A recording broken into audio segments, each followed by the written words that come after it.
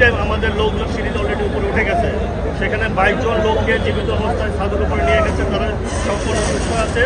7 জনকে আমরা ফ্লোর থেকে আমরা উদ্ধার করেছি, এর মধ্যে 4 জন পুরুষ এবং 3 জন মহিলা।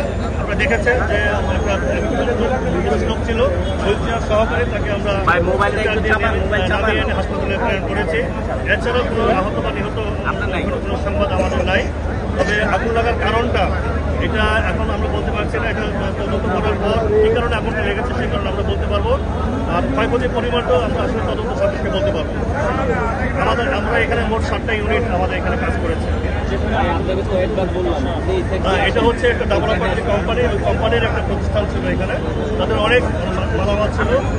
আপনারা দেখেছেন যে আমরা আসার আগেই ফুললি ডেভেলপ ছিল, যার কারণে আমাদের সিঁড়িতে উঠতে আমাদের অনেক কষ্ট হয়েছে। যাই হোক, আমাদের যে ফায়ার ফাইটাররা তাদের অত্যন্ত ঝুঁকি নিয়ে তারা পানির লাইন নিয়ে তার উপরে অফেন্সিভ ফায়ার ফাইটিং করেছে, যার কারণে অল্প সময়ের মধ্যে একটা হাইরাইজ বিল্ডিংয়ে আগুনকে আমরা নিয়ন্ত্রণে এনে নির্বাপন করতে সক্ষম হয়েছি।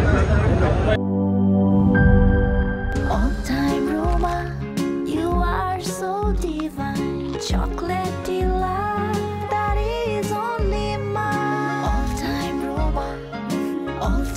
All time Roma. Taste it, love it.